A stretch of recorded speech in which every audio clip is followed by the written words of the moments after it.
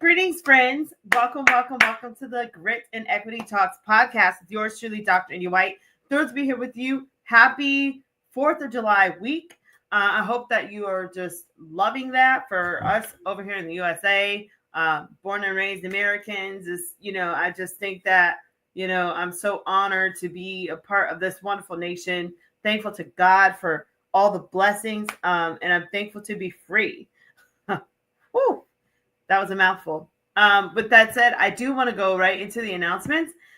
First things first, the Grit and Equity Talks podcast with Dr. India White will be featured on the X Factor EDU network, hosted by Dr. Matthew Joseph. In addition to that, you can find this podcast also on all of my social media channels. So all of my social media channels, you've got Facebook is Miss India White, LinkedIn is The India White, Twitter is Indie Speak and Teach, Instagram is Indie238, YouTube is India White 123, TikTok is Dr. India White. If you're on Blue Sky, it's Dr. India Grit. And then I also have Threads, which is, I think, the same as Instagram, Indie238. Check out also my website, www.india-white.com, for books, blogs, or to schedule me for a speaking or coaching event. I'd be honored to join you guys. If you're doing trainings at your school, principals, whatever, get with me. Let me know how I can support you. I am also excited to talk about some upcoming conferences. We've got camps right around the corner. Super excited. I'll be doing a couple of sessions at camp. So if you're there, please join us. I'm excited to do a session with Peter with Building Thinking Classrooms. We're going to talk about productive struggle. Please join us. We might have some prizes for you. You never know. Also, I'm excited to join you guys in LA to do some trainings there. Also in CSM, NCTM, Making Math Moments, and beyond. From the bottom of my heart, thank you to everyone. I'm also doing a session. It's going to be a virtual session. I'll include it next week that I was just invited to, and I forgot about it. But anyways, I'm excited about all these great times to just kind of be among you guys. I could not do this work without you. You know, the work of grit, the work of equitable practices is a lot. It takes a lot of strength, rigor. It takes dedication, commitment. And, we've been championing this work at least for a solid 4 or 5 years, I'd say.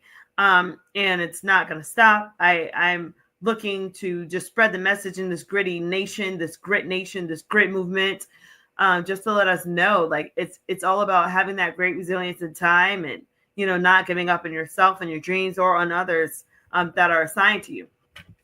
So let's keep it going.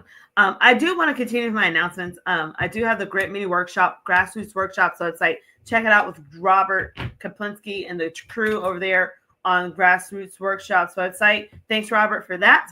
Also, Grit Academy. I'm helping your students pass SAT, ACT, and beyond. We can tutor you all the way from kindergarten to calculus. So send your students my way. Also, this podcast, again, the reminder is if you're looking to close the achievement gap, you just need some classroom management issues, your students aren't motivated to do work, you need some ideas over the summer, then join me on this Grit and Equity Talks podcast. I'm your girl when it comes down to talking about grit. I will be here for you. Now, with that said, I do want to talk with you a bit about how we could spread grit in the community. So we're going to talk about having gritty communities. For those that are just joining and you're like, okay, what is grit? I do want to remind you, grit is having great resilience in time, meaning that the more amount of resilience you have in a shorter amount of time, the more grit you have. So for instance, you're at the airport, you're trying to catch a flight. You have 20 minutes to get on the plane. Your gate is 15 minutes away. You are hauling tail through grit to get through all of the people walking past you, right? To do what you need to do to get to that plane. That's being gritty in that short amount of time.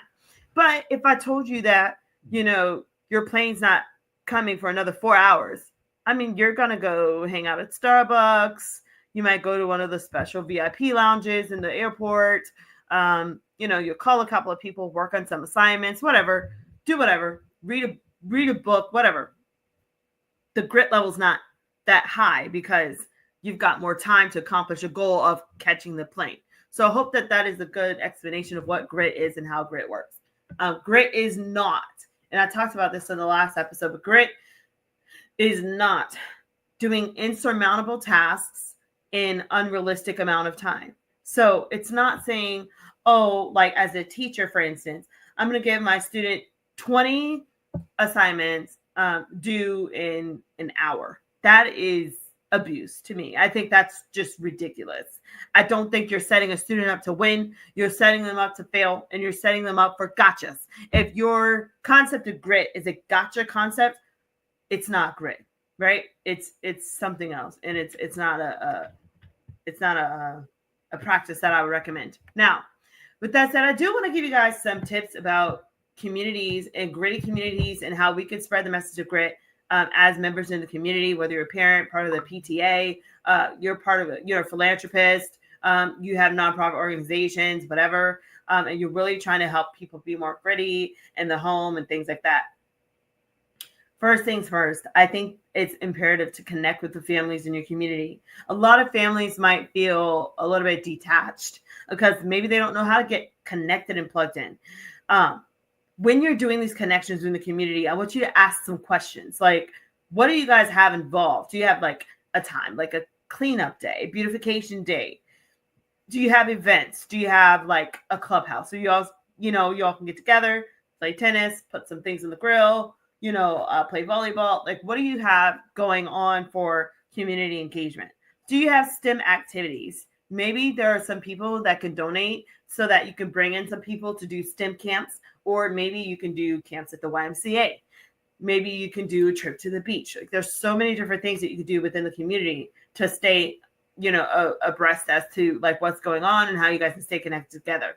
I would also say, just community awareness regarding like who's in your community, like having that cultural awareness and cultural responsiveness, celebrating birthdays, just making sure that you're watching out for each other. There's nothing worse than having like the power go out in your community and, you're just kind of looking for people to help you with the generator and things like that. And you don't have anyone, right? So it's imperative that you stay connected with those in your community. So having that sense of community, sense of belonging, sense of camaraderie, so that you guys can get a lot of things accomplished. Also, if you have any type of tips as a member of your community as to how you can help your students thrive, then share them. Is there a teacher that's really good? Is there a school that's really good? Is there, a grocery store that's good? Is there, events going on in the community? Are there, people coming in to perform that can be a great outing for, those in your community?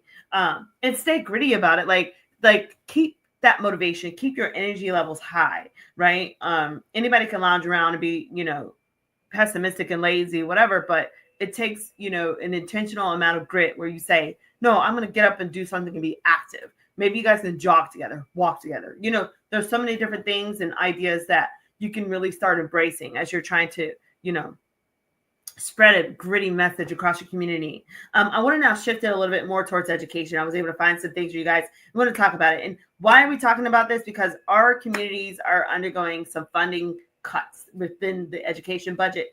And this is not to promote any type of political anything. This is just to let you know what is out there, what's being done, and how we can be optimistic moving forward and stick together despite what's going on. So with that said, let's look here and look at some options. So let's first look and see. So this says Education Department freezes cash for schools, teacher training, and migrant students. So $5 billion with a B for federal funding is at stake, according to education advocacy groups. So here it says the Trump administration will withhold billions of federal dollars from states and local schools that were expected to be available on July 1st, according to notices sent to federal grantees on Monday. It's a move with the potential to imperil after-school programs, teacher training initiatives, and education for migrant students. Some education advocacy groups estimate that approximately $5 billion is at stake. I don't know about you, but there's a lot we could do with $5 billion. Let's keep going. So it says, according to the notice delivered to federal grantees, the contents of which were described to Politico, saying that the administration is still reviewing the fiscal 2025 grant funding that's effective for programs. It says it has not yet made decisions about awards for the upcoming academic year. Okay. And so it says it's unclear how long the spending review might last or when the federal funds might be distributed, but the delay could leave states and schools facing immediate pressure to keep education programs running and balance their budgets for the coming academic year. So there's a lot here. It says the impact of the decision will be felt across multiple jurisdictions. The funds will be withheld from affecting programs that represent at least 10% of the federal K-12 education spending in 33 states and territories. Okay, so there's a lot, according to Learning Policy Institute. It says the administration must make full extent of the title funding available in the timely manner. These funds were approved by Congress and signed in law by President Trump in March. So schools need these funding to hire key staff and educate students this summer and in the upcoming school year. So there's a lot going on here, as you can see. I think the biggest thing that we are concerned about is the staffing, right? And the funding of after school programs. What are you going to do if you don't have a program to put your kid in after school? Well, that's when I think as parents, we need to start looking at what's available that's free resources online or within the community. That's what I'm saying. Maybe the parents can get together and, maybe some stay-at-home moms can all gather together and do some things. Maybe there's some mom groups on social media and things like that you could become a part of, and maybe you guys can put some things together. So not all hope is lost. It's just going to get sticky for some states. So just be aware of that, whenever, you're used to keeping your kid, in an after school program and that's not there. Maybe you have to start thinking about other programs. Like maybe there's a music program, maybe there's sports, maybe there's, like I said, YMCA. But if you can't afford that, then definitely see if you can partner with other families in the community, joining together with them to create something. Okay. And then also look online. There's always things online, right? All right, let's keep going. So I now want to talk with you guys about a little cool video that I found. And this is how a community, this is how family engagement can support communities. So this is Leona Smith Vance, and she's talking about family engagement in school. So let's see if you can hear. Students learn best when educators at school and family members at home work together to support education. That approach pays off right away and for years in the future. Students do better in school when the parent is involved with school. They're more likely to graduate. They're more likely to go to college. They're more likely to have a lasting career. This powerful home-school partnership is called family engagement. Family engagement simply means building authentic, collaborative relationships between parents, family members, the students, and the community for the success of all children. In this video, we focus on this shared responsibility and show what families can do to partner effectively with educators. So, I'm going to keep going on this, but I just think that's really neat how they're talking about how the families can get together and, support each other. Like these are people that are homeschooling their kids and they're finding incentives. They're finding ways to make it happen. So, there's a big audience there for those that are homeschooling, and with the way education is going, there might be a surge of people considering homeschooling and, other routes, charter schools and things like that. So let's keep going.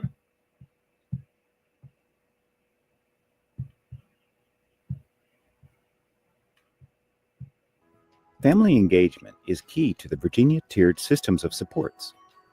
The framework is called different names in different school districts, but the goal is the same: to create effective learning environments for all students. It provides distinct levels of supports that improve success in academics, behavior, and social emotional wellness.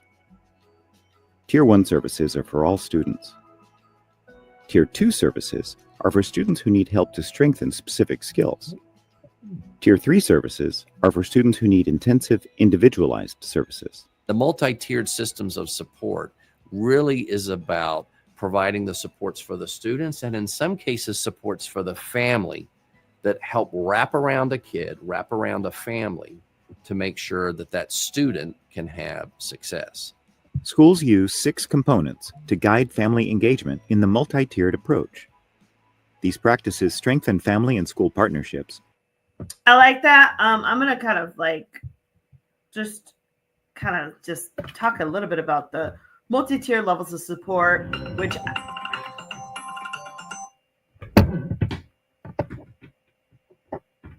yes. Hello, Miss White. Hi, this is she. So let's keep looking into this. What else they had to say?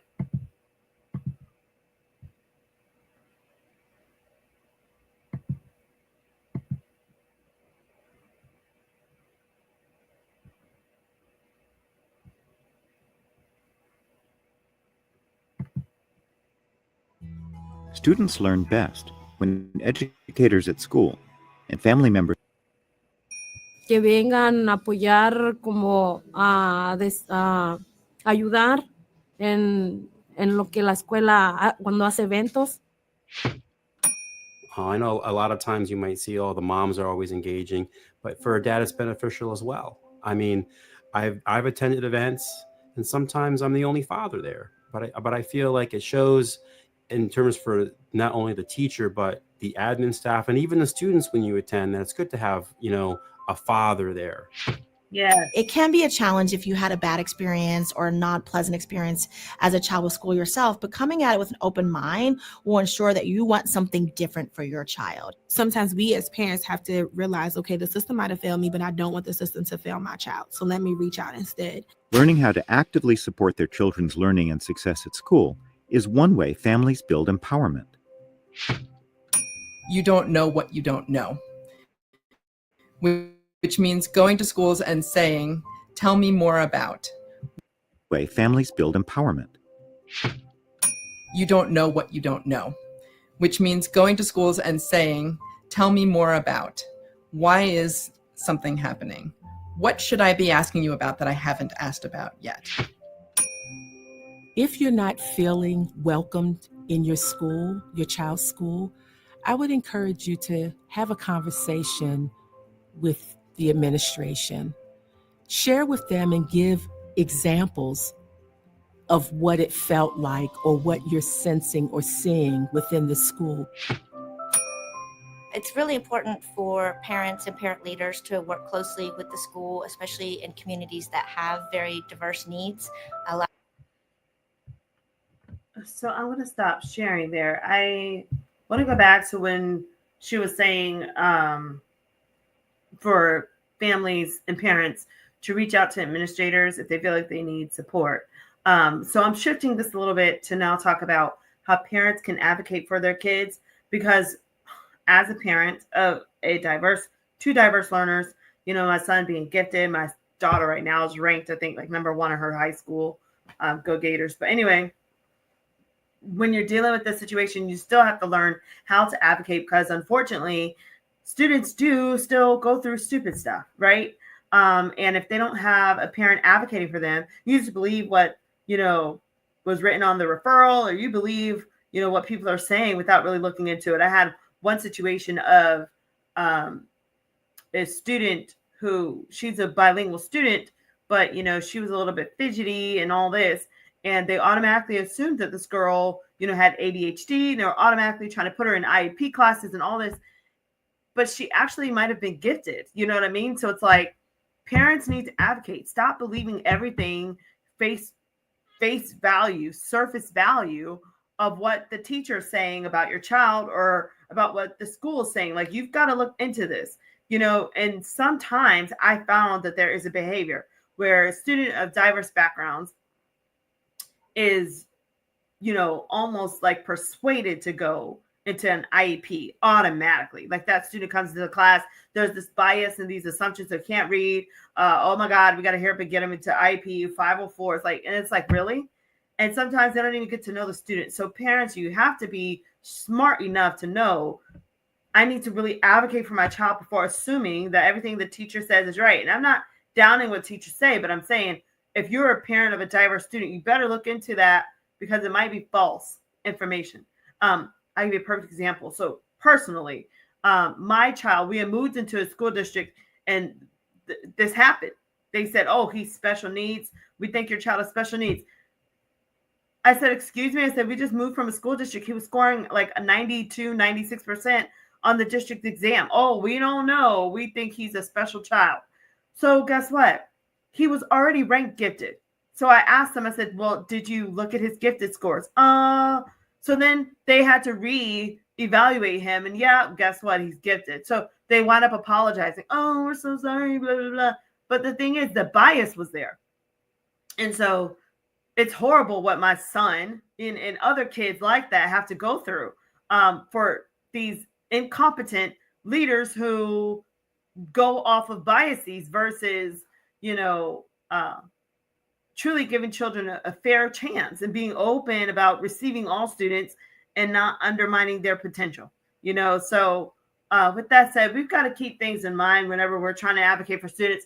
If you are a parent and you are also going through situations in school, please do yourself a favor.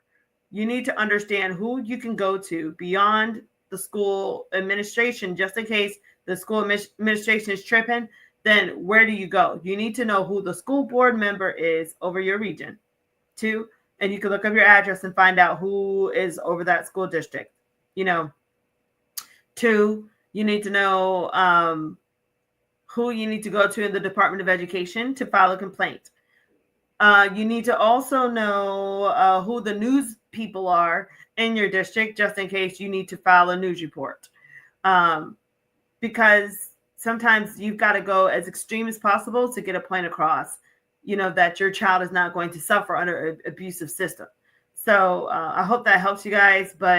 And then also connecting with others in the community that know what they're doing that can, advocate for your child. And if your child is just in danger altogether because you're maybe your school district is just really biased or really just crazy, well, then maybe you should consider homeschooling and utilizing, experts in the field that can help you as you are homeschooling and navigating through online educational services for your child. Because I would rather homeschool my child than to have my child suffer at the hands of a systemically broken school system, right? I digress. Let's look and see what else we have on here. So I also was able to find this. I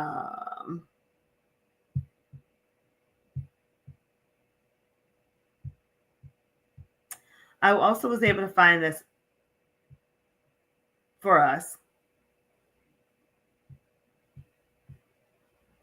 So this says, how community involvement in schools will help students prosper. So let's read. So this was written a couple months ago.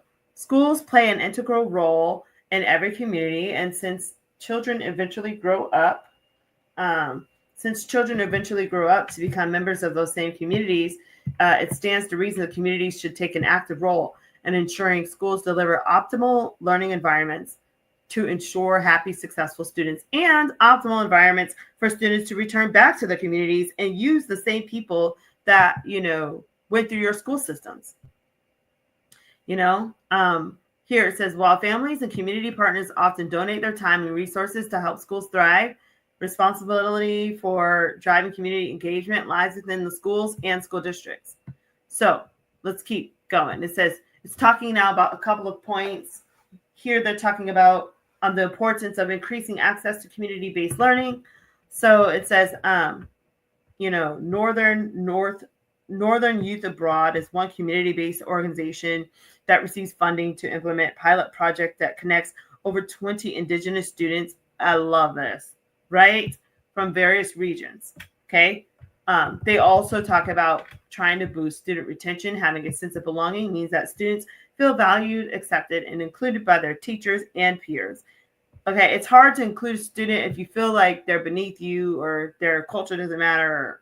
It's really hard to feel like they belong, and it's hard for them to want to come to school and be motivated. and especially if that behavior is condoned. Okay. Also, they talk about improving school attendance rates. When students feel like they don't belong to a strong community, it can negatively affect their learning experience, yes, and their attendance rates. And then it talks about community involvement in schools can help with this. When students in minority groups see themselves as represented in a wider community, and they see the involvement of that community in their school, learning experiences and attendance rates are greatly improved. So how do you do this? So a teacher may not know what's happening in a child's life. A parent may not understand or agree with the teacher's approach to delivering the curriculum. A local business may not understand the importance of supporting. So you have to start having both formal and informal community groups. I think it's a good idea. They also talked about having opportunities for inclusive education and decision making. So encouraging participation from all community groups and events to contribute to the decision making and using unbiased engagement platforms. Unbiased, you've got to have diverse perspectives, which means more than one Black person, more than one brown person at the table. You need to really mix it up. And so then they have a case study here. Elgin School District is a U46 engaged community to help shape a critical African American studies in their curriculum. So they did that in Illinois. Good for them. Number 3, it says you can build community awareness campaigns. Number 4, use school community hubs. They have another case study. And so it says, basically, how are you going to do that? Well, you want to look at building strong relationships with community members, parents, and students. And how are you going to do that and build those relationships? You need an unbiased engagement platform. Okay. Yeah, so this is pretty cool. Again, this article, give them their flowers, thought exchange. So by thought exchange. Cool. So I'm going to stop sharing. So with that said, that was pretty cool. Just do what's right by kids. Just be mindful that, you've got people coming from different backgrounds, different situations. You have students coming from all different types of, situations and family dynamics. So we have to remain sensitive, use velvet gloves, and really care for our kids and do what we know is right. So with that said, thanks so much, guys, for letting me share today on the Grit and Equity Talks podcast. I hope you're able to take some nuggets from this. Again, this podcast is if you're trying to, close the achievement gap, you're having classroom management issues, or your students aren't motivated to do work, you can join me here. We talk about various issues, within the community. I'm looking forward to seeing you guys at various events. So see you at camps, see you at the LA trainings, NCSM and CTM, Making Math Moments and beyond. Looking forward to seeing your responses in the Grit workshop. Thank you to those with the wonderful reviews and responses. To all of you, thank you so much. Also, make sure you follow me, guys. I would love to follow you. If you have a question for me or you want to be on the podcast, send me a shout out, send me a DM. My Facebook is Miss India White. LinkedIn is the India White. Twitter is Indie Speak and Teach. Instagram is Indie238. YouTube is India White 123. TikTok is Dr. India White. Threads is Indie238. Blue Sky is Dr. India Grit and beyond. Also check out my website, www.india-white.com, for books, blogs, or to schedule me for a speaking or coaching event. Make sure you're watching this podcast with Dr. Matthew Joseph on the X Factor EDU network. It can also be found on Spotify. So with that said, guys, thanks so much for joining me. And until next time, stay gritty. See ya.